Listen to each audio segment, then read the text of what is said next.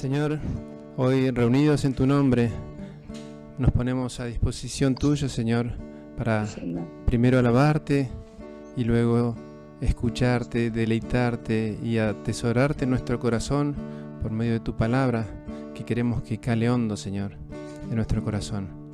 Y lo hacemos con un corazón alegre, Señor, de estar en tu presencia, porque cuando dos o más se reúnen en tu nombre, Señor, tú estás ahí, poderoso.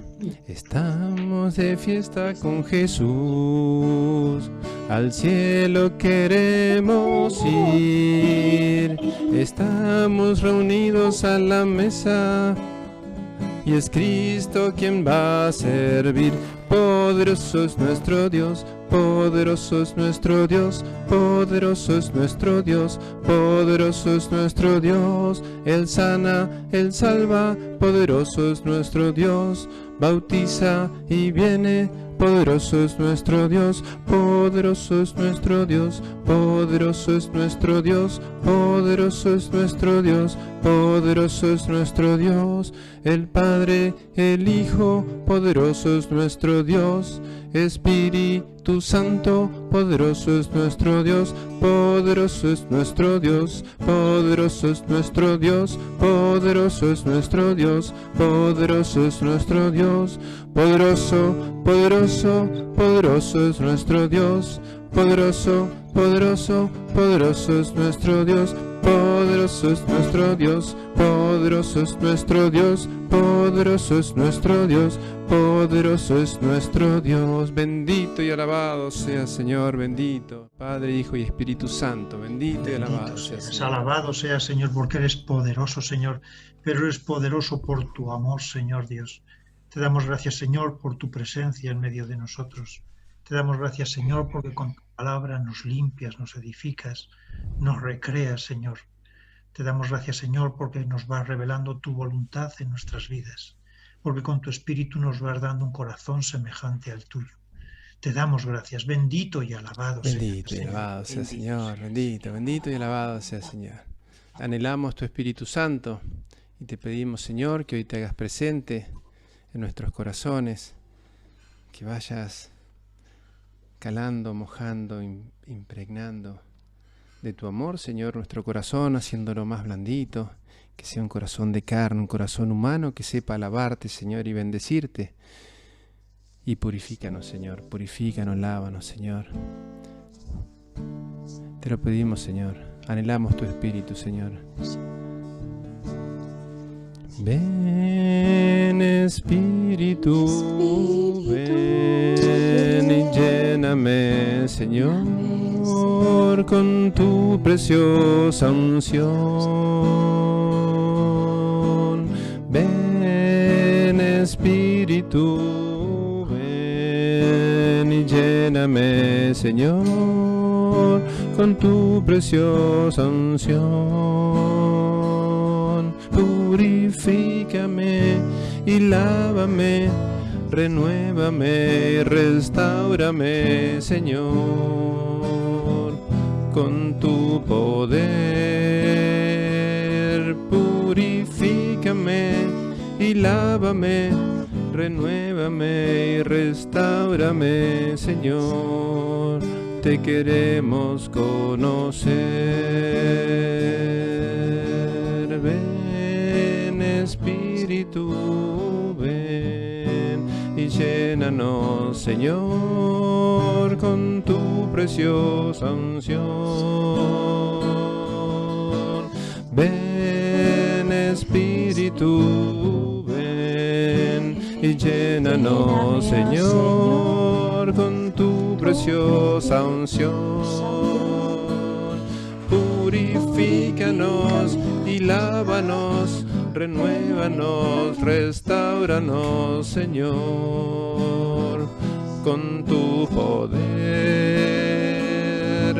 Purifícanos y lávanos, renuévanos, restáuranos, Señor.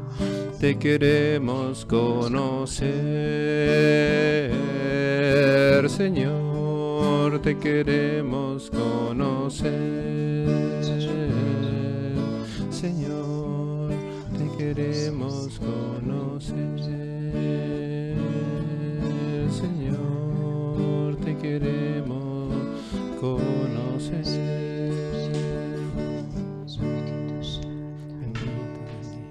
Sopla, Señor, sopla. Restáuranos, Señor. Aliméntanos con tu palabra, Señor, hoy. Sánanos, Señor. Haz tu obra, Señor, hoy en nuestro corazón. Infunde tu amor, Señor, sobre nuestra hermanita Ana. Para que seas tú, Señor. Para que sea tu palabra, tú, Señor Jesús, la palabra que habite en nosotros, Señor, y que permanezca en nosotros, Señor. Hoy revélate, Señor. Date a conocer. Da a conocer tu amor, Señor, ese amor que tienes tan grande para con nosotros. Danos la capacidad, Señor, de sentir ese amor.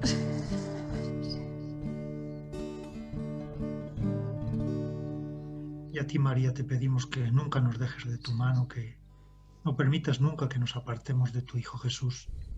Contigo, Madre, ayúdanos a ser templos del Espíritu Santo, que Él vaya haciendo su obra en nosotros, que el sueño de Dios para nosotros se pueda ir cumpliendo en nuestras vidas. Líbranos de todo mal, de todo desánimo, de toda tristeza, de toda cobardía, y de tu mano, Madre, llévanos a tu Hijo Jesús para dar frutos de vida eterna. Y te decimos: Dios te salve, María, llena eres de de gracia. El Señor es contigo. Bendita tú eres entre todas las mujeres, y bendito es el fruto de tu vientre, Jesús. Santa María, Madre de Dios, ruega por nosotros pecadores, ahora y en la hora de nuestra muerte. Amén. Gloria al Padre, al Hijo y al Espíritu Santo, como era en el principio, ahora y siempre, por los siglos de los siglos. Amén. Bueno, pues mirad, hermanos, hoy vamos a... El otro día recordáis que en la charla que nos estuvo dando Rodrigo nos hablaba de la pedagogía de Jesús. Y hoy vamos a ver cómo, de una manera práctica, cómo Jesús desarrolla esta pedagogía. Y para ello hemos elegido este pasaje que es Mateo 6. Hemos tomado los versículos del 1 al 6 y del 16 al 18.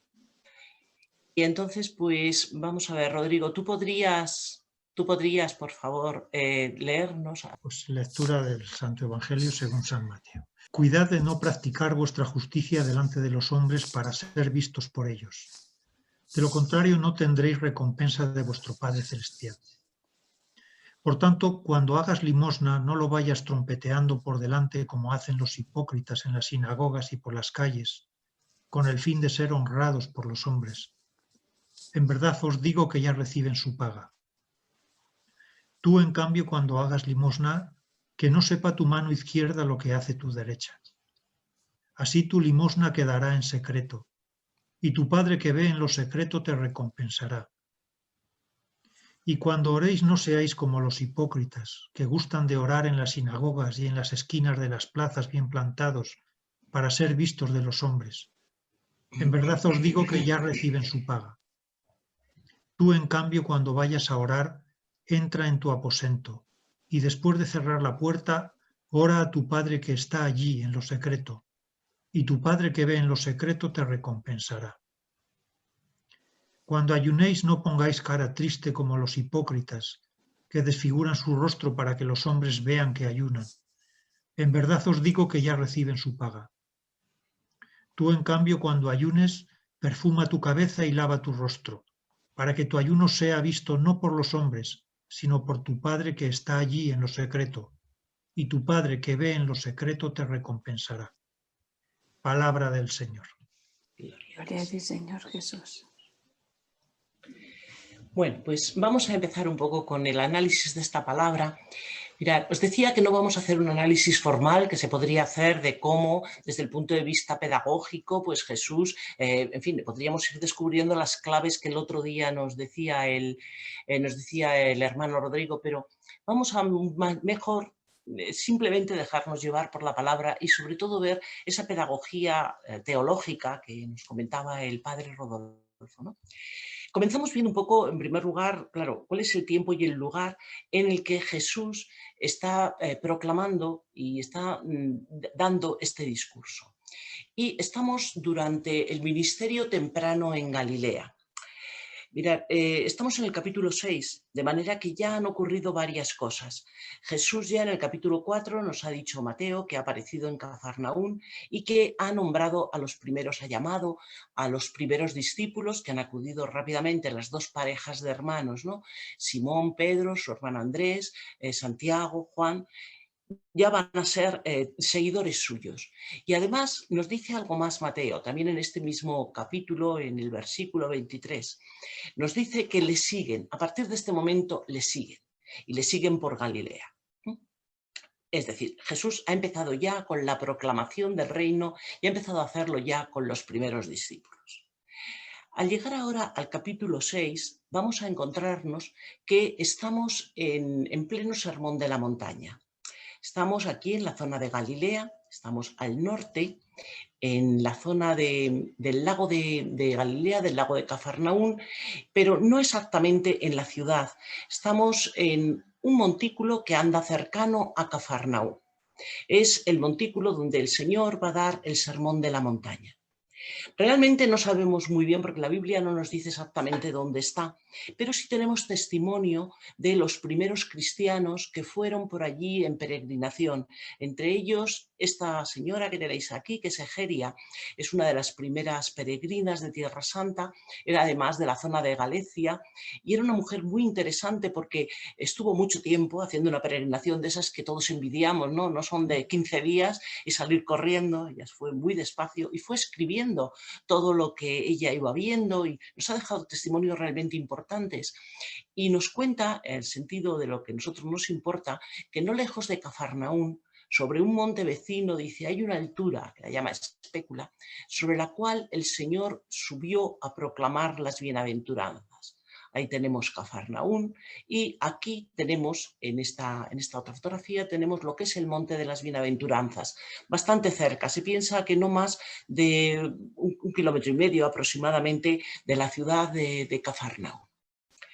Este Monte de las Bienaventuranzas es una pequeña colina. No tiene demasiada altura, no más de 300 metros, pero tiene delante además una ladera y desde luego es un sitio espléndido para reunir multitudes como la que sabemos que se reúne aquí en el sermón. Los personajes y las acciones que vemos en el pasaje, pues vamos a empezar por los menos importantes. Entonces, los menos importantes son la muchedumbre. No está Jesús solo, está acompañado de una muchedumbre. Ya sabemos que las muchedumbres le van a acompañar a lo largo de todo el Evangelio. La muchedumbre es un conjunto de gente, digamos sin nombre, un conjunto de gente que le sigue, pero ¿por qué le sigue? Pues le sigue por curiosidad a veces, porque a lo largo ya de este primer camino que había hecho en Galilea había ido haciendo sanaciones. Por otra parte es la curiosidad también lo que les lleva.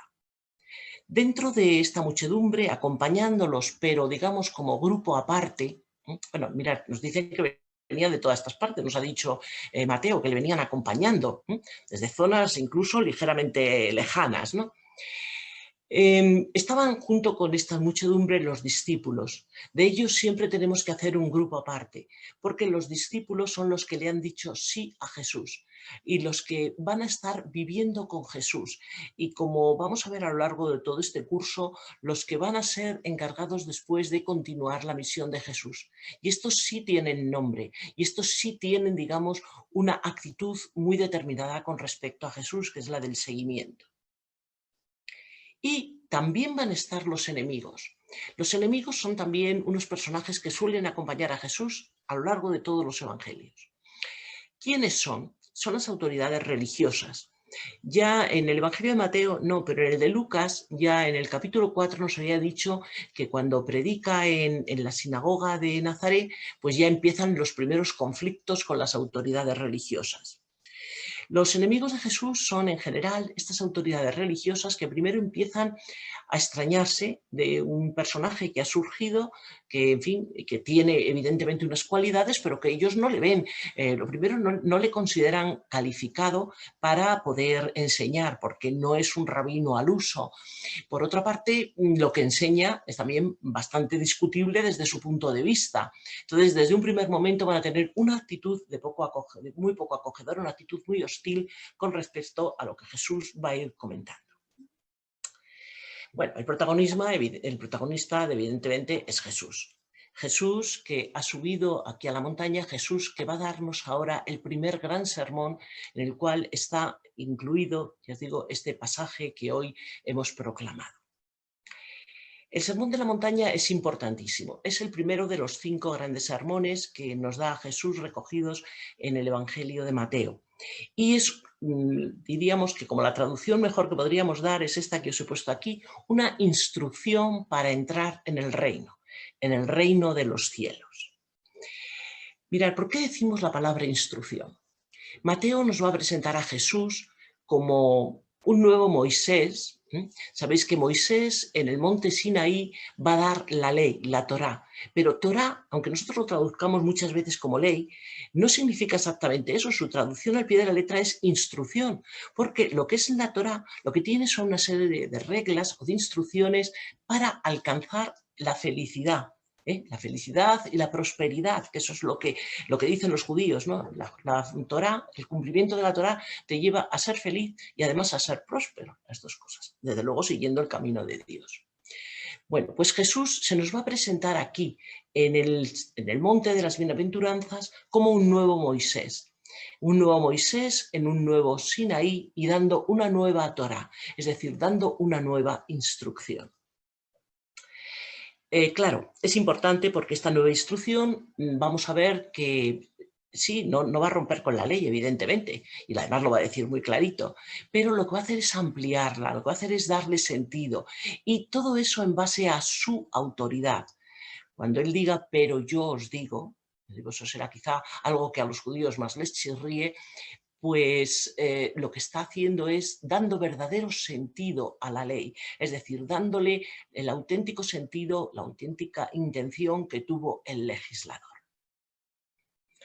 El sermón de la montaña, os digo, es un sermón, es una maravilla desde el punto de vista estructural. Tiene 3 grandes partes. La primera, una introducción, que son las bienaventuranzas. Después tiene un cuerpo central, que es la justicia del reino de los cielos, que abarca pues tres pasos, ¿no? Una primera sección referida al amor al prójimo, una segunda sección que se refiere a los gestos religiosos, que nos va a decir que se hacen en lo secreto y que es precisamente la que hoy nos va a ocupar, y luego una tercera sección que se refiere al compromiso total que exige la justicia del reino. Y por último, pues nos habla de poner en práctica la palabra. Bien, nosotros vamos a centrarnos en esta segunda sección del sermón de la montaña, en la segunda sección del segundo punto, así para que nos centremos muy bien, ¿no? Primero, Jesús ha hablado de las bienaventuranzas. Algunas veces cuando hablamos del sermón de la montaña nos pensamos que con las bienaventuranzas tenemos bastante, pero las bienaventuranzas son el principio, simplemente. Nos está marcando el camino a la felicidad, el camino hacia el reino de los cielos. Entonces por eso nos habla de estos 8 puntos que son como los escalones que nos van a conducir hacia esa meta. La finalidad. Mirad, cuando se quiere definir qué son las bienaventuranzas, que muchas veces nos dicen, es un código moral, ¿qué va? Lo que es una autobiografía de Jesús, que nos la presenta tal cual, porque Él es el pobre, el misericordioso, el justo, y nos la presenta porque la finalidad que tiene que tener el discípulo es convertirse en otro Jesús, es decir, ser testigo, asemejarse a Él. Bien, tiene una introducción programática a partir del 5.17, que es también muy importante. Empieza, os decía, él no va a atacar la ley, él dice que no viene a abolirla, sino a darle el cumplimiento hasta la última tilde de la ley. Y habla, en primer lugar, y justo antes de los versículos que nosotros vamos a ver, habla del amor al prójimo como una justicia más abundante. Bueno, tenemos que advertir que cada vez que se habla en el Evangelio de justicia, no es en el sentido que a lo mejor nosotros le podemos dar en nuestro vocabulario habitual. Justicia, desde el punto de vista bíblico, quiere decir ajustarse a la voluntad de Dios. Entonces, para ajustarnos más a la voluntad de Dios, Jesús va a presentar como 6 antítesis. Una es lo que dice, lo que se ha dicho en la Torá y lo que, digamos, los judíos cumplidores conocen, bueno, más o menos se supone que cumplen. Y después dice, pero yo os digo, y es un añadido que las hace todavía mucho más exigentes a todos estos puntos. Es importante porque, ya os digo, aquí lo que vemos en estas antítesis, sobre todo en ese pero yo os digo, es como la autoridad de Jesús queda como muy manifiesta. ¿Quién puede añadir algo a la ley? Solamente Dios. Ya os digo, esto es una de las cosas que, bueno, a los que escuchaban el sermón de la montaña, sobre todo el que iba ya predispuesto a no ser amigo, pues le va a poner todavía como mucho más en contra de Jesús. A partir del capítulo 6, y os digo, en los versículos que hoy vamos a centrarnos, habla de la justicia del reino de los cielos, de la segunda parte, que se va a referir a todos estos gestos religiosos que nosotros tenemos en relación a Dios. Y al hablar de ellos, lo que Jesús quiere decirnos es cómo tenemos que hacerlo según la voluntad de Dios. Y según la voluntad de Dios es que estos gestos tienen que estar dirigidos a Dios. Por eso se habla de que en estos versículos Él habla de la justicia hecha en lo secreto. En lo secreto no quiere decir que te tengas que ir a la catacumba, lo que quiere decir es en lo secreto del corazón, en la verdad, en lo profundo del corazón. Él lo dice muy claramente aquí en el primer versículo, en el 6.1, cuando dice, guardaos de hacer vuestra justicia delante de los hombres para ser vistos por ellos. Es un poco, os he puesto aquí lo de los likes estos, ¿no? Que ponemos, me gusta, me gusta, me gusta. Es que si buscamos que nos aprueben los hombres, ya Jesús nos lo dice muy claro, pues ya tienes ahí tu premio y ya tienes tu recompensa. No, cuando tú haces algo para Dios, tiene que ser pensando en Él.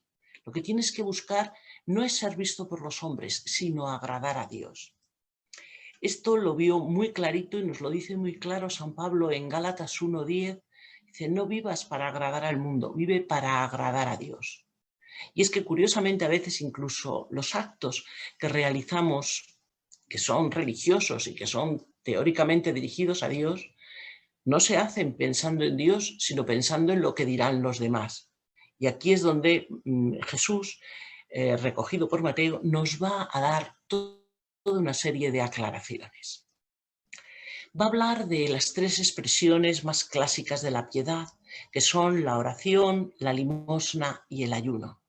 Son, digamos, 3 prácticas que podemos ver en todas las religiones, 3 prácticas que tienen su espacio importante en la relación con Dios y en la relación con los demás. Y 3 prácticas que evidentemente eran muy conocidas en el mundo judío.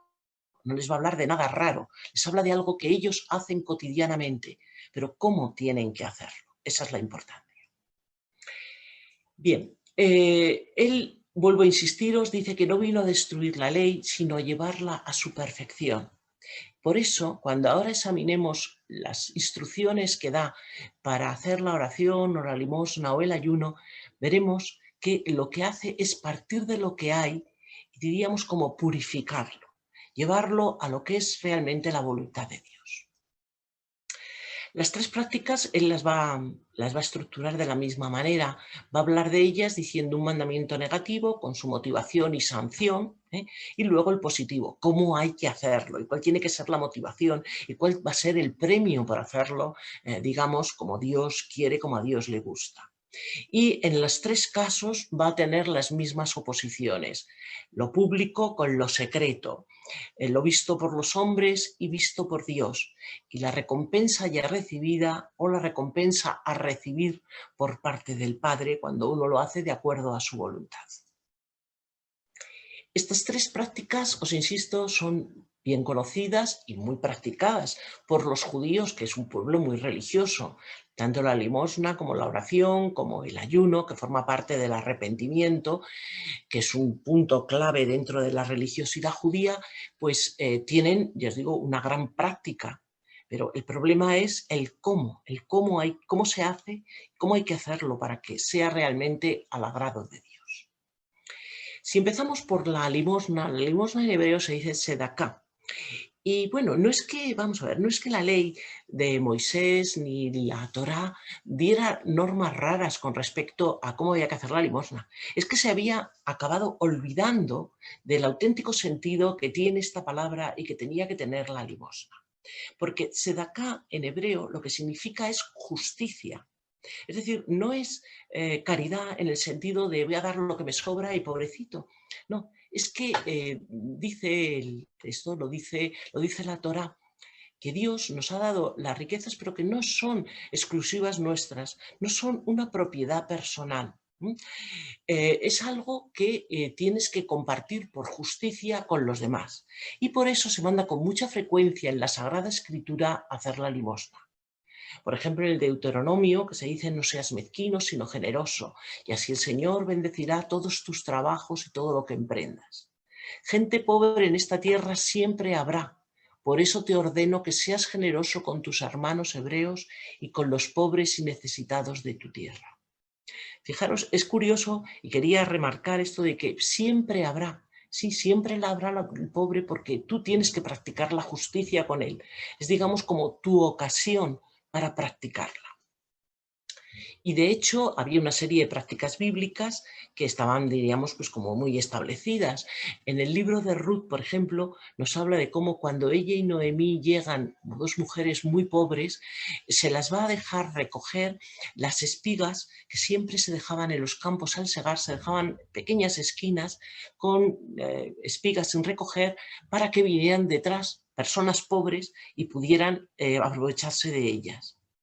Es decir, es algo que nosotros podemos, por lo tanto, ver que sí que existían. Existía además, dentro del Levítico lo recoge, existía una institución que era muy interesante, que era el año jubilar. Y el año jubilar, que era cada 50 años, era un año en el que se condonaban las deudas, en el que, bueno, había toda una serie de medidas que tenían como fin pues, el intentar arreglar esta situación de los pobres también mediante estas normas de justicia. Y era algo mandado por Dios. Lo que pasa es que los años jubilares se cumplieron, no sabemos muy bien cómo, pero se cumplieron hasta después de la destrucción del primer templo. Y ya en época del segundo templo, la vida de Jesús, pues debe ser que eso ya era, vamos, era simplemente algo escrito sobre papel, pero que no se llevaba a la práctica. Fijaros que cuando Jesús dice en la sinagoga de Cafarnaún que en la de Nazaret, que viene a inaugurar el año de... Dice, lee el texto de Isaías y dice que él viene, la palabra se ha cumplido en mí, y además que venía a inaugurar un año jubilar, un año de gracia del Señor. Pues bueno, todo el mundo sabía lo que era, pero vamos, sabían teóricamente lo que era. Bueno, Mateo entonces nos va a explicar, bueno, a través de Mateo, Jesús nos va a explicar cómo tiene que practicarse la limosna. Va a recordar cuál es el verdadero sentido de la limosna, este sentido que no es arrojar unas monedillas a la mano del que está necesitado, porque la misericordia de Dios es la que tenemos que encontrar en la limosna. En la limosna al hermano realmente es ver en el otro a Jesucristo. Por eso también nos dice que no hay que hacerla para ser vistos por los hombres. Sabemos que bueno, los fariseos eran bastante hipócritas, la palabra hipócrita la repiten mucho en los evangelios, y sí, ellos daban sus limosnas o sus tributos al templo, pero vamos, procurando que sonara bien. Quiero decir que es como cuando a veces uno ve que te acercas a estos cepillitos que hay a veces en la iglesia y parece que estás vaciando todas las monedillas que tienes, ¿no? Plim, plim, plim, plim, media hora No, no es eso lo que se trata, porque lo que se trata es de que lo vea Dios, no de que lo vean los hombres o que lo oigan los hombres, porque volvemos a insistir, dice que si lo haces para que lo vean los hombres ya tienes todos los premios ya te han dado con esa alabanza y esa admiración que tienen hacia tu generosidad. Fijaros, en Marcos y en Lucas Jesús nos habla, y también bueno, en Mateo nos dice que tiene que ser visto por Dios, y en Marcos y en Lucas cuando nos habla del óbolo de la viuda, nos está hablando realmente de cómo hay que hacer esta limosna y cómo hay que dar nuestros bienes. Hay que dárselos a Dios y darle, pues como decía Santa Teresa de Calcuta, dar hasta que duela. Es decir, dar también lo que necesitas muchas veces. El segundo punto en el que va a insistir el cómo hay que practicar estos gestos religiosos es la oración. La oración en hebreo es tefilá. Y mirad, para saber, bueno, yo es que me encontré esta frase y me pareció preciosa. Para saber bien lo que es la oración, fijaros la definición que da Edith Stein. Dice que es la hazaña más alta de la que es capaz el espíritu humano. Bueno, ya sabéis que Edith Stein, nosotros la conocemos quizá más por el nombre de Santa Teresa Benedicta de la Cruz. Es un personaje muy interesante de la primera mitad del siglo XX. Era una chica judía, nada creyente, que en un momento de su vida se convierte al catolicismo, acaba siendo carmelita y bueno, acaba muriendo en un campo de concentración. Y es muy interesante porque ella además era una filósofa importantísima, una mujer muy, muy inteligente. Y claro, sus reflexiones desde el punto de vista de que es judía y que por lo tanto conoce lo que es bien la religiosidad judía, pero después se va a hacer, va a conocer a Jesús y se va a hacer católica y va a vivirlo profundamente, este amor con Jesús. Podemos decir que esta definición que nos da recoge lo mejor de lo que es el espíritu de la oración que existe en el mundo judío y, claro, la que Jesús nos pide que hagamos. Me gusta eso de que es la hazaña más alta de la que es capaz el espíritu humano. Mirad, cuando nosotros nos fijamos cómo hace la oración el pueblo judío, bueno, el pueblo judío sabía muchísimo de oración. Hay un teólogo que se llama Joaquín Jeremías que nos habla de cómo el pueblo judío es el pueblo que sabía orar. Y no olvidemos que Jesús ha nacido en este contexto y que Jesús, por lo tanto, en todos estos años de vida oculta, estos años que también este teólogo llama el silencio de Dios, pues en estos años él ha aprendido y él ha practicado la oración mucho. O sea, él sabe muy bien de lo que está hablando y sabe muy bien al público que se está refiriendo. Entonces les va a recordar una cosa muy importante. Si nosotros vemos lo que nos dice la Torá, dice, servirás al Eterno tu Dios con todo tu corazón y con toda tu alma. Y servirle con todo el corazón es orar, porque orar tiene que ser una unión, una fusión con Dios. No es algo externo, sino que tiene que ser algo interno. Es verdad que ellos tienen muchos signos externos. Aquí en la imagen veis, por ejemplo, cómo tienen puestas las filacterias, que son estas correas de cuero que se enganchan con unas pequeñas cajitas donde llevan unos versículos de la Torá y se ponen una en la frente y otra en el brazo izquierdo cerca del corazón. Fijaros también, por ejemplo, en sus actitudes a la hora de orar, tapándoles los ojos. Todo eso es muy importante porque tiene una significación. Pero si solamente es algo externo, no vale, porque lo que tiene que buscarse con todos estos signos es esta unión, esta fusión con Dios.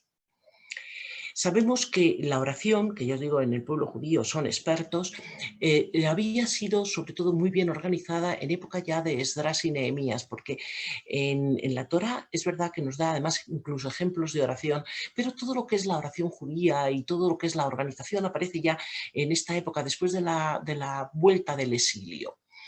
De hecho, es la época de la reconstrucción del templo de Salomón. Bueno, lo reconstruyó Zorobabel como pudo, pero es una época muy importante de avivamiento espiritual. Y a partir de este momento empiezan a surgir las oraciones que los judíos van a hacer habitualmente, que son las oraciones del amanecer, las oraciones de la tarde, las oraciones del anochecer, que están recogidos en este libro que se llama el Sidur. quiero decir que desde el punto de vista organizativo y desde el punto de vista de plegaria son maestros. Pero en lo que Jesús les va a reprochar, por tanto, no es que no sepan hacer oración, o no, es cómo la hacen. Por eso Mateo, en el 6, del 5 al 6, nos va a indicar cómo hay que practicar la oración. Y va a decir, bueno, primero cómo no hay que hacerlo, porque la oración en este momento era ya muy ritualista. Os digo, esto de ponerse las filacterias o de hacerlo de una manera determinada y con este ritmo además que van haciendo así como una especie de movimiento hacia adelante, eso lo debían hacer estupendamente. Pero era una oración, digamos, como más de palabras que de corazón. Y frente a este ritualismo, él habla de una oración que sea veraz y que sea sincera. Recordad cuando contrapone la oración del fariseo y del publicano. La oración del publicano es la oración de verdad, la oración que sale del corazón, la oración que te une realmente con Dios. Se opone a la exhibición externa. Porque, vamos a ver, sí, es verdad que dice que bueno, los fariseos muchas veces rezaban en las esquinas de las calles y las plazas. Bueno, había una norma, y era que cuando sonaba el shofar es decir, la trompeta para la oración, había que ponerse a orar, estuvieras donde estuvieras. Y si estabas en una calle, pues te parabas a orar. Eso vale. Eso era una norma que había que cumplir, pero claro, si tú lo hacías para que te viera todo el mundo, para que vieran qué bueno eras, para que vieran lo cumplidor que eras, y esa era realmente la finalidad que tantas veces Jesús les va a achacar a los fariseos, pues entonces esa oración no está dirigida a Dios, está dirigida a despertar la admiración de los hombres, a hacer crecer, digamos, tu soberbia y tu vanidad exclusivamente. Esa no es la oración que Dios quiere. Por eso habla de rezar en lo secreto. Es diferente, tú no tienes que rezar delante de los hombres, tienes que rezar delante de Dios. Esto no quiere decir que te tengas que esconder en la catacumba, pero sí que lo que tienes es que meterte en tu habitación, es en lo secreto de tu corazón. Es decir, ahondar hacia adentro. Y por eso dice que te metas en tu aposento y cerrada la puerta, ora a tu Padre que está en secreto, y tu Padre que ve en lo secreto te recompensará. Es decir, vuelve a decir lo mismo que con la limosna. Tú tienes que hacerlo de tal manera que sea dirigido a Dios y que sea por agradar a Dios, no porque los hombres te vean. Y además, frente a la primacía de la oración comunitaria, porque en el mundo judío, en esta época de Jesús, sobre todo lo que se valora es la oración hecha en común. De hecho, en el mundo judío todavía la oración comunitaria tiene un valor, digamos, como muy superior a la oración personal, desde el punto de vista de que es necesario lo que se llama un minyan, que es una reunión de 10 varones que sean ya adultos, bueno, adultos quiere decir a partir de una cierta edad, porque dicen que únicamente así se va a derramar la Shejina, es decir, la presencia divina. De esta manera lo que quiere decirse es que la oración personal pues, era menos valorada y Jesús sí va a valorar, sí nos va a indicar la importancia que tiene la oración que también haces tú solo, desde el profundo del corazón y dirigida al Padre. Evidentemente, el Padre Nuestro que va a estar aquí en estos versículos que nos hemos saltado del pasaje que hemos leído porque es que tiene una entidad suficiente como para dedicarle otro día, pues ahí van a ser, digamos, va a ser el modelo perfecto de cuál es la oración a la que el Señor nos va a llamar, a la que nos va a enseñar.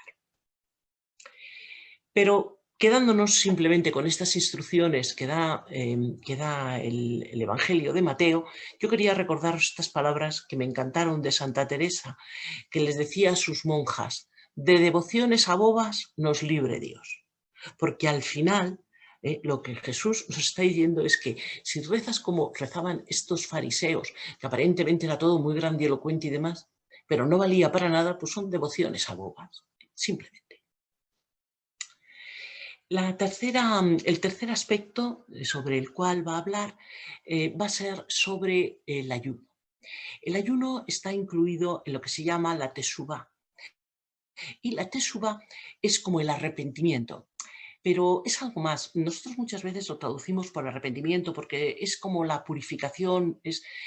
Realmente en hebreo lo que significa es el retorno, porque significa la vuelta a Dios, es decir, el volver a retomar el camino bueno, el camino que te tiene que llevar a Dios, porque el hombre tantas veces se le va del camino, tantas veces nos despistamos, que es necesario pues pararse, es necesario reconocer nuestros fallos, es necesario expiarlos. Entonces, dentro de lo que es este camino de arrepentimiento, uno de los aspectos importantes es el ayuno. El ayuno, que se llama tzam, y que es pues una muestra de luto, una muestra de duelo, una muestra también de anonadarse ante Dios. Al renunciar a cosas como son el alimento, que es algo esencial y que necesitamos, pues lo que hacemos es reconocer nuestra nada ante Dios. El ayuno en el mundo bíblico es obligatorio un día, que es el día de la expiación, el día del Yom Kippur o día del perdón.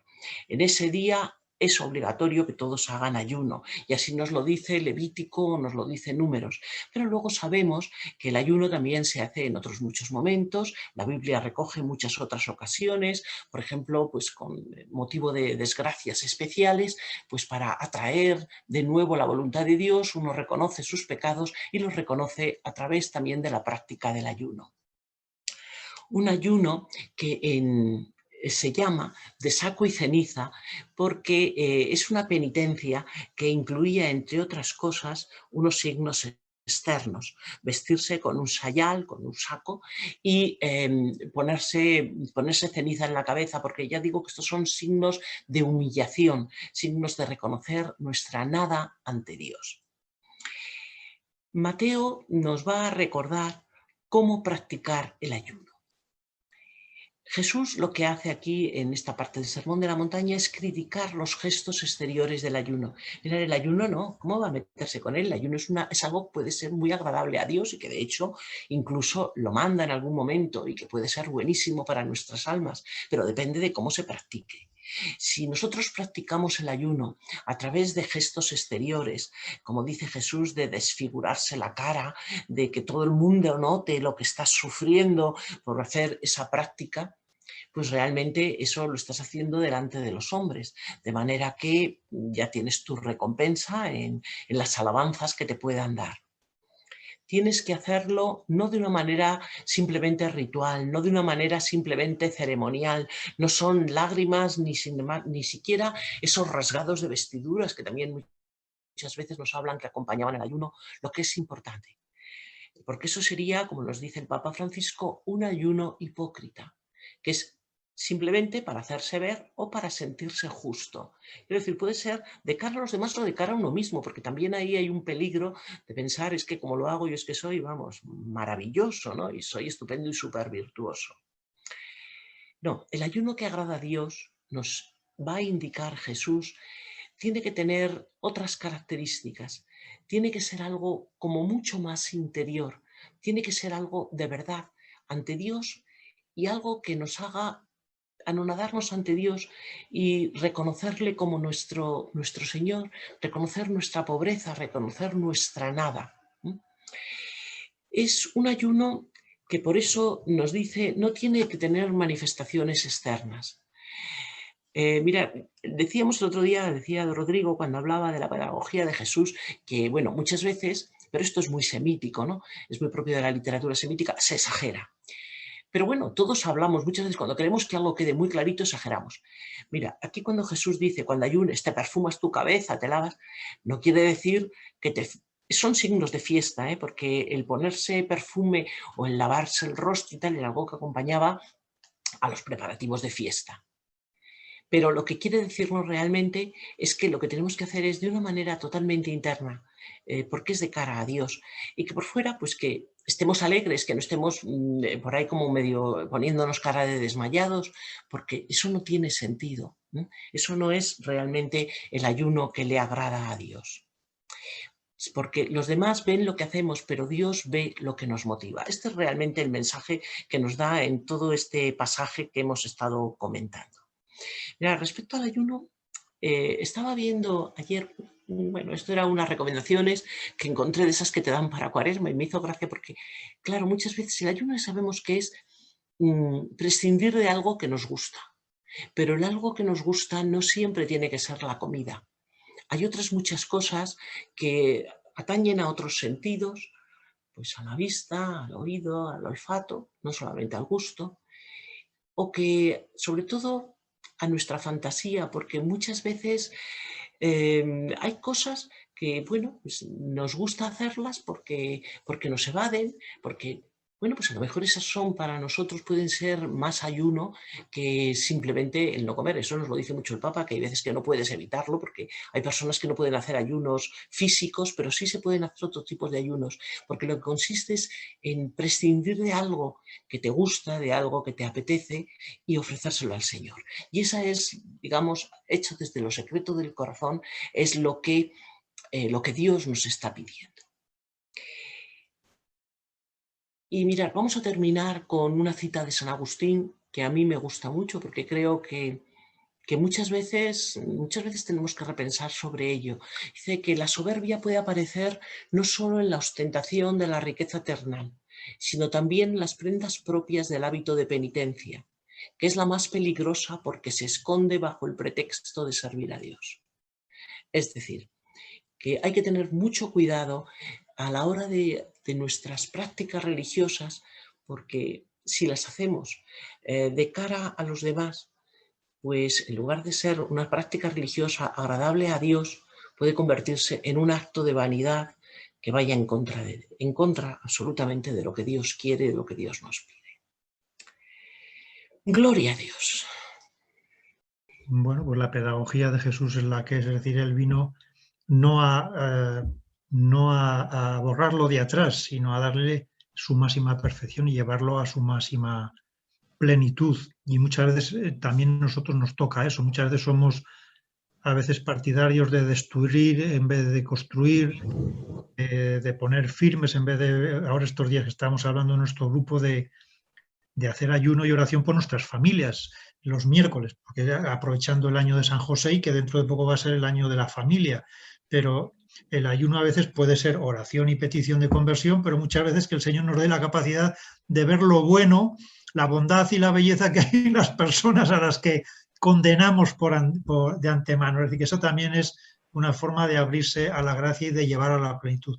Si veis, y toda la Sagrada Escritura y toda la Biblia y sobre todo la vida de Jesús, Dios es un Dios de bendición, no es un Dios de destrucción. Entonces siempre es bendición, siempre construye sobre algo, siempre lleva a la plenitud y a la perfección a algo, siempre valora lo bueno que hay en las personas. Y ese es un poco pues, también nuestro camino a la hora de la forma de ser, de comportarnos. Y como se ha explicado ahora, pues esas prácticas que son naturales, que son queridas por Dios desde el principio de la humanidad, pues nos tienen que llevar y ayudar a eso, a ese fin, es decir, a ser instrumentos de bendición, a construir, a fijarnos más en lo positivo, es decir, todas esas cosas que muchas veces en la oración, el ayuno y la limosna es lo que nos llevan. Son instrumentos de curación, de sanación de nuestra posesividad, porque tendemos humanamente a apropiarnos de las personas y de las cosas, es decir, siempre buscamos ese afán de seguridad sin poner nuestra seguridad en Dios. Entonces, bueno, la oración, por supuesto, es decir, si no tenemos una intimidad con Dios, pues difícilmente, oración individual y oración comunitaria, en las dos vertientes, porque Jesús practicaba las dos. Es cierto que se retiraba a orar, pero como buen judío, con sus discípulos y en las sinagogas, caminaba en los ritmos de oración del pueblo judío. Entonces, oración individual, oración comunitaria, en este caso con la liturgia de la Iglesia. El ayuno igual, es decir, ahora ojalá, Maribel, si puedes, nos puedes dar un pequeño testimonio, pero el ayuno, el renunciar a veces puede ser alimento, puede ser pequeños sacrificios, pues cierto que nos hacen que nuestro corazón se ponga más en la presencia de Dios que en las cosas y en las personas y en nuestras seguridades. Pues es otro camino de alcanzar esa gracia y esa bendición.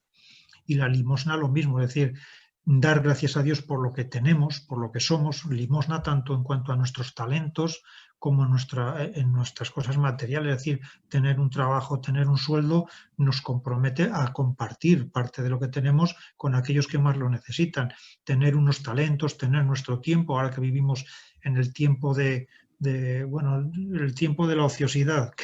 Desgraciadamente hay que también saber utilizar el tiempo, pero nuestro tiempo, nuestros talentos, ponerlos al servicio de los demás, eso también es limosna.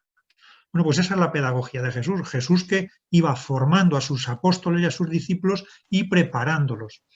Y como comentamos el otro día, no es una pedagogía calculada, milimetrada y esquemática para conseguir un fin.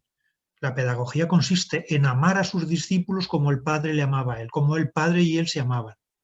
Es cierto que en esa pedagogía él los amó. Fijaros que había momentos de decir, ¿hasta cuándo tendré que soportaros? Porque dudaban, porque no entendían, porque les explicaban, pero la pedagogía de Jesús, y eso también nos vale para nosotros, es amar hasta el extremo. Como el Padre me ama, yo os he amado. Me explico, es decir, que es cierto que había una misión y un fin, pero la misión y el fin es amar a los que tenemos alrededor hasta el extremo. Y solo en ese contexto es que nosotros podemos pedir, convertir, anunciar y buscar ser instrumentos de bendición para que los demás se puedan encontrar con el Señor. Pero esa es la profunda pedagogía del Señor y obviamente la oración, la limosna, el ayuno son vías que nos ayudan a cuando entremos en Cuaresma dentro de poco, pues ahí tenemos el ayuno como forma, la limosna, pues bueno, el diezmo. ¿Quién no busca durante el año pues tratar de dar parte de lo que gana pues a obras de caridad, a gente que lo necesita o a proyectos de evangelización? Es decir, si tú, cuando tú ayudas a alguien que evangeliza, estás evangelizando. Lo digo por si tenéis que invertir para que invirtáis con... si alguien que lo necesita, pues obviamente estás procurando la caridad. Es decir, que todo eso lo quiere Dios. ¿Para qué? Pues para sanarnos de alma y cuerpo, para que seamos libres en esta vida, para que seamos sanos en la relación con nosotros mismos, con los demás, con el dinero, con las cosas, y para que de esta manera podamos amar limpia y sanamente a las personas que nos rodean. Sin ser siempre la señorita Rottenmeier que va detrás de buscando qué es lo que hacen mal y sin embargo positivando, ayudando y sobre todo esperando en el poder de Dios con capacidad para transformar a las personas, que eso a veces se nos olvida. Podéis compartir libremente sobre la enseñanza o sobre lo que os haya llamado la atención. Tú, Maribel, ¿te podemos ver la cara? Sí, no la foto.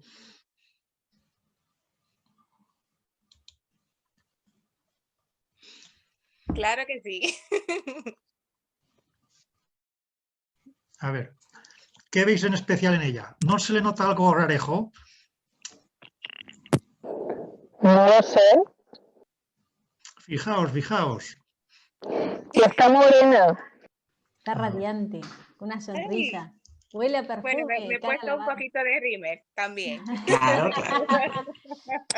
Pero y perfume. Cuéntanos un poco tu experiencia, si quieres, vamos, si quieres. Sí, para la mayor gloria de Dios. Estoy ayunando, porque Marimar, que es la coordinadora de mi grupo en Casa de Nazaret, me invitó a un ayuno que son 40 días. Esto ya, como cuando uno lo escucha, dice, esto es una locura. ¿Quién puede hacer 40 días de ayuno?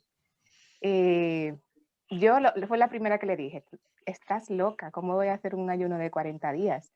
Si no puedo hacer ni un solo día, porque yo me ponía mal, tomaba café como 5 veces al día y como me faltara el café, el dolor de cabeza no me dejaba tranquila. Entonces, no sé, me sentía fatal, o sea, fatal. Entonces yo le dije al Señor, no, yo mejor no voy a ayunar, porque si yo me pongo de mal humor cuando voy a ayunar y en vez de orar, en vez de estar mejor con el prójimo, estoy al contrario, pues entonces no merece la pena que ayune. Y nada, entonces, bueno, esto yo lo puse en oración porque yo dije, wow, pero si otras personas pueden hacerlo.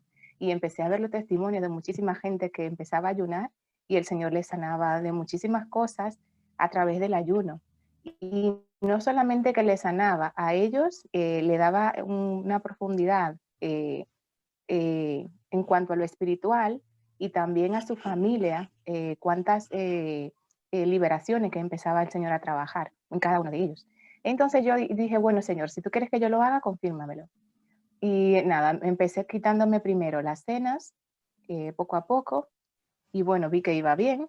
Luego comencé los miércoles y los viernes a ayunar, que es el ayuno que la Virgen de Medjugorje dice que hagamos. La Virgen de Medjugorje recomienda que todos ayunemos los miércoles y los viernes para ofrecerlo pues en oración por todos los sacerdotes, por el mundo entero, por todas las situaciones a nivel general. Y nada, entonces luego vi, bueno, pues entonces me va bien y no me ha pasado nada, estaba súper contenta cuando ayunaba y tal. Y dije, bueno, Señor, pues a partir del día 1 de enero, yo voy a hacer el ayuno de 40 días en tu nombre, con tu gracia. Y así es, hoy es mi día 30, solamente a pan y agua y 3 comidas al día, o sea, pan y agua en la mañana de desayuno, al mediodía y en la cena. Y eso es acompañado de los sacramentales. Aparte de los sacramentales, la parte que te va a alimentar, como bien dice el Señor, que no solo de pan vive el hombre, sino de la palabra que sale de la boca del Señor, lo que te va a alimentar, lo que te va a hacer falta es la Eucaristía, la Sagrada Eucaristía, y los sacramentales, aceite bendecido, exorcizado, a sal exorcizada, y al agua se le pone la sal exorcizada, que queda ya el agua bendecida también. Pues en este tiempo que llevo, estos 30 días, han pasado muchas cosas bonitas. Puedo decir que tengo un gozo, tengo una alegría, que incluso en situaciones del trabajo, que eso me desorientaba o me ponía a lo mejor que me bajaba un poco el ánimo, situaciones de discusión o de temas con los compañeros, que me bajaban totalmente el ánimo, pues ahora es diferente. Lo llevo de otra manera, puedo tener una tranquilidad cuando puedo hablar y eso no me sobresalta porque al final yo estoy ayunando con Jesús y Jesús está ayunando en mí. Es diferente, no es uno que lo pueda hacer, sino por la gracia del Señor. También he visto una apertura en cuanto a la generosidad que hablaba Rodrigo y que hablaba la hermana Ana. A ver, ayunar por ayunar, eso sería como cumplir normas, como decía la hermana. El ayuno tiene que estar, el centro del ayuno tiene que ser Jesús, que Él es quien mejor puede ayunar en cada uno de nosotros, sea de lo que sea, o sea, no necesariamente tiene que ser de pan, de comida, sino el ayuno que yo puedo dejar de hacer que me una más al Señor. Puedo dejar de ver televisión, puedo dejar de tener el móvil durante un día, que eso ahora yo creo que sería un ayuno buenísimo para todos. Que el móvil dejara uno de buscar, por ejemplo, por YouTube o por Facebook o por cualquier tipo de redes, y que si tiene una llamada, pues bueno, la llamada, pues recibirla porque a lo mejor es algo urgente o lo que sea, pero dejar el móvil durante un día entero, eso sería un buen ayuno. Dejar de criticar, dejar de a lo mejor hablar de alguna persona, estar atento a las personas que necesitan. Cuando uno se abre a ayudar a los demás, y eso lo digo yo, o sea, hay más alegría en dar que en recibir, y eso es verdad, pero cuando se hace de verdad, de corazón, cuando se hace para agradar a Dios, viendo en el hermano a Jesucristo. Lo mismo que nos decía el Señor, no nos va a tomar en cuenta las veces que fuimos a la misa, las veces que comulgamos, las veces que o sea, podemos hacer muchos actos que son, bendito sea Dios, que nos ayudan a crecer en la fe, pero donde vamos a ser medidos va a ser en el amor. Eso es lo que el mayor peso tiene. Entonces, todos los bienes que el Señor nos ha regalado, a cada uno de nosotros, por más pobres que seamos, no hay nadie más rico que no necesite algo, y no hay nadie más pobre que no pueda dar algo. Entonces, nosotros desde nuestras posibilidades tenemos que ver cómo podemos ayudar. No tiene que ser económicamente, aunque sí también. Ayudar a alguien que necesite económicamente, que esté sin trabajo, que la esté pasando mal, que necesite. Ayudar a alguien que está en depresión, que no puede salir de una tristeza, que está muy preocupado a lo mejor porque está pasando una situación muy dura. Alguien que esté enfermo. Estar uno tiene que brindar el tiempo que el Señor nos da, porque cada segundo de nuestra vida tiene valor. Y el valor de cada segundo de nuestra vida es la sangre de Cristo, que Él derramó la sangre que Él derramó en la cruz y que se renueva cada día en la Eucaristía. Y de la Eucaristía tengo un testimonio muy bonito, porque hubo un día, porque cada día el Señor regala un montón de cosas, y como de algo brillante que me hace ver, o sea, me hace ver a nivel espiritual o físicamente, como sea, pero no, un montón de regalos. Entonces hubo un día que yo dije, Señor, pero yo hoy no he visto nada, no he hecho nada, no he hecho ni una obra de caridad ni nada. Que eso es importante, que cada día nos pongamos dentro de nuestros planes a hacer una obra de caridad, ya sea llamar a alguien, escuchar a alguien que la está pasando mal, orar por alguien que está pasándola mal, hacer una oración de intercesión por alguien que le está pasando mal, ofrecer la Sagrada Eucaristía por las almas del purgatorio. Las almas del purgatorio necesitan mucha oración, mucha oración.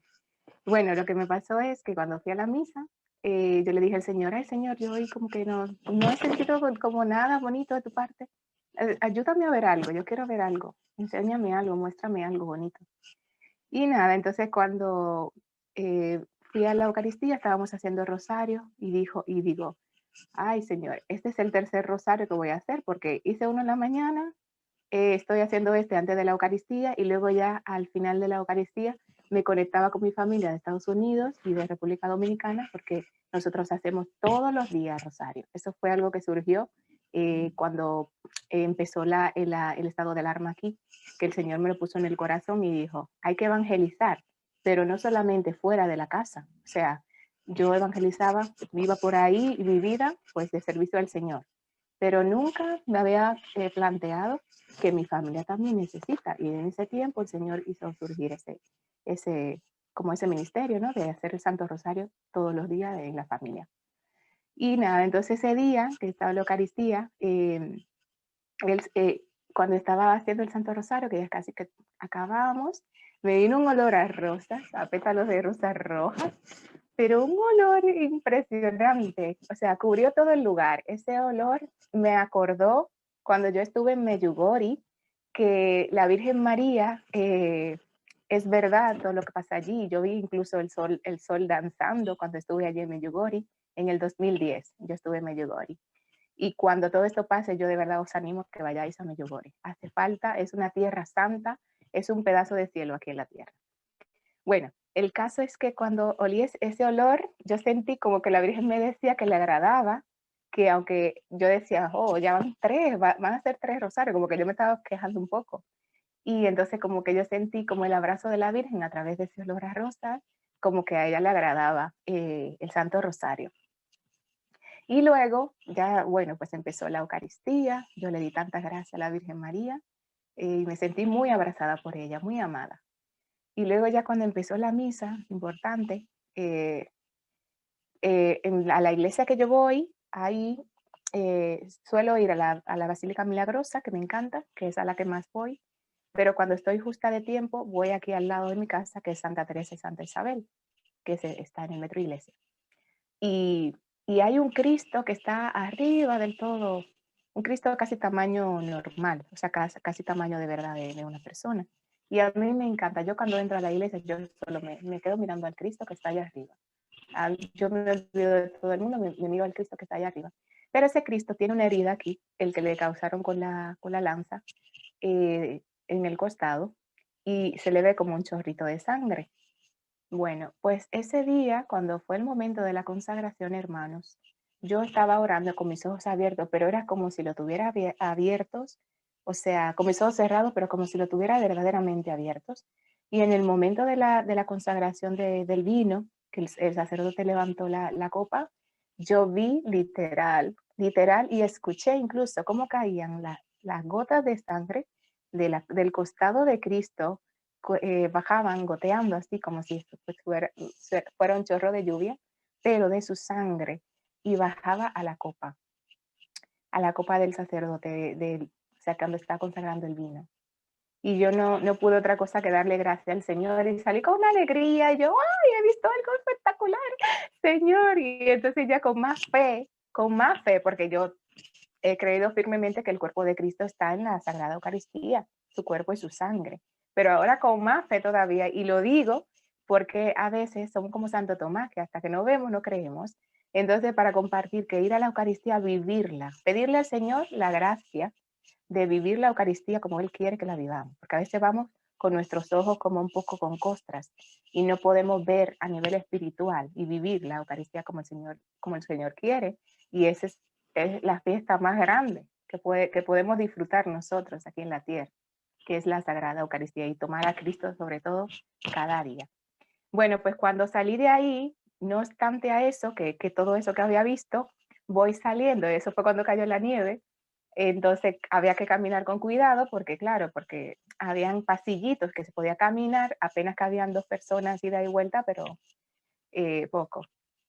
Y en una que, bueno, iba saliendo ya, iba camino a casa, que me queda a 2 minutos, o sea, al lado. Y voy andando y viene una señora con un perrito. Señores, ustedes no pueden creer que el perrito se me inclinó. El perrito bajó su cabeza cuando ese perrito se topó conmigo, él del otro lado, yo de este, él de ida, yo de vuelta.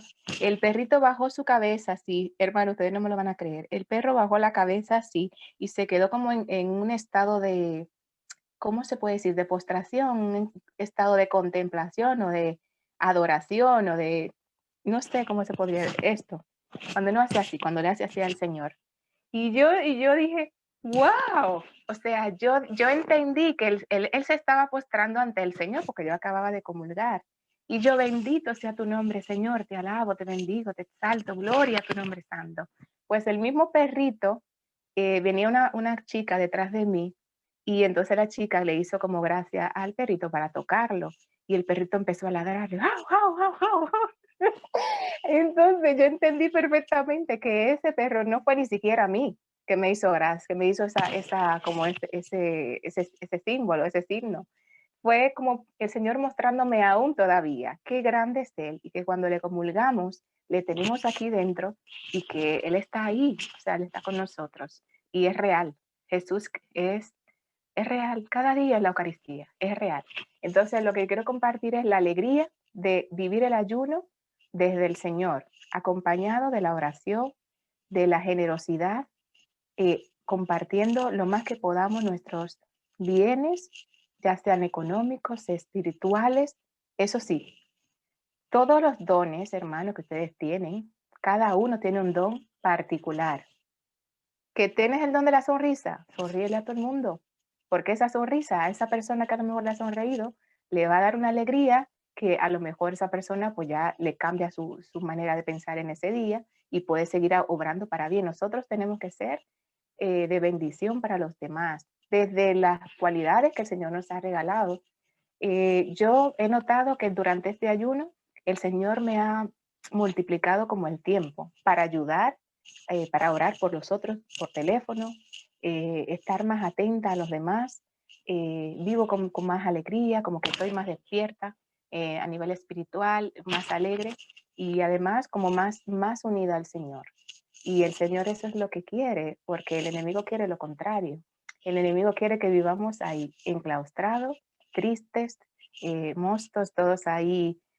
Cuanto más pensemos lo que va a pasar mañana, el futuro, que mucha gente se deprime y comienza a darle una depresión que al final hasta se terminan muriendo sin ni siquiera saber qué va a pasar mañana. Porque no hay la esperanza, o sea, no tienen esa esperanza. Pero nosotros cristianos y nosotros que estamos aquí, el Señor nos ha hecho un llamamiento, nos ha hecho un llamado. Y tú no estás aquí porque tú hayas dicho, ay, yo quiero participar en esa escuela. Ay, qué chulo, que sí, yo necesito. No, el Señor tiene contigo una misión y el Señor te va a revelar cuáles son los dones que Él ha puesto en ti. ¿Qué dones el Señor ha puesto en ti? Él te lo va a revelar para que tú los explotes, para que tú lo pongas a trabajar, para que tú lleves esos talentos a que se multipliquen, porque el mundo necesita de nosotros, necesita de los cristianos, necesita que los cristianos nos dejemos de estar pendientes de lo que está pasando en el mundo negativo, que sí, qué va a pasar mañana, que si la economía. Dependemos de Dios y Dios nos ha dicho que Él está con nosotros todos los días. Y cuando es todos. No es en la pandemia, no. Y en los demás tiempos, sí. No. Él dijo en todos los días. O sea, todos los días. Hoy, mañana y siempre Él va a estar con nosotros. Pero queda de nosotros que también nosotros estemos con Él. Porque si nosotros estamos con Él, ¿quién contra nosotros? Y además Él dice que hará brotar incluso desde los desiertos, hará brotar agua, hará brotar pues manantiales. Donde no hay un sendero, el Señor lo va a abrir, porque Él es Dios y Él hizo el mundo. ¿Quién puede más que Dios? Nadie. Porque Él creó el mundo. Aunque Satanás se plantee destruir la humanidad, no va a poder, porque Dios es el que lo creó. Y aunque nosotros muramos, pero nos puede matar el cuerpo, pero no nos puede matar el alma. Así que esa alma hay que alimentarla cada día con el Señor, adherirnos al Señor, pedirle la gracia al Espíritu Santo, que despierte nuestro espíritu para que juntamente con Él sepamos cómo alabar al Señor, cómo buscarle y cómo adorarle y cómo nosotros podemos ser parte de ese reino al que Él nos está llamando aquí hoy a nosotros. ¿Qué yo hoy tengo que aportar al Señor? No se trata de esos talentos, intentar como que el Señor me dé. No, en la medida que nos damos es cuando el Señor nos va nutriendo cada vez más y nos va dando más. Si soy fiel en lo poco, el Señor me concederá más. Entonces, cada vez que nosotros nos damos, el Señor te va dando otra gracia y te va incrementando más. El que no tiene nada se le quitará hasta lo que no tiene, pero el que tiene se le dará mucho más. Pues eso es lo que el Señor nos quiere decir, que nos va a dar, cada vez que nosotros nos damos, Él lo multiplica. Él lo multiplica. Entonces, Él es la luz, el camino, la verdad, y es todo para nosotros, nuestro Creador. Quiere que vivamos alegres, quiere que soltemos todo lo que nos ata a lo terreno, todo lo que vivimos en este mundo, pero no somos de este mundo. Así que nuestros cuerpos están aquí, al César lo que es del César, a Dios lo que es de Dios, y que cada día vivamos como si fuera el último. Para nosotros, para nuestra salvación, unidos al Señor, pero también para los que están a nuestro alrededor, porque somos responsables de alguna manera de la salvación de los que están a nuestro alrededor con nuestro propio testimonio. Es muy largo tal vez, pero bueno, espero que valga para algo. Que Dios os bendiga mucho, hermanos. Muchas gracias. Bendiciones a todos y hasta la próxima. Hasta la próxima. Bendiciones. Que Dios os bendiga. Poner en práctica el discipulado. Un abrazo fuerte a todos.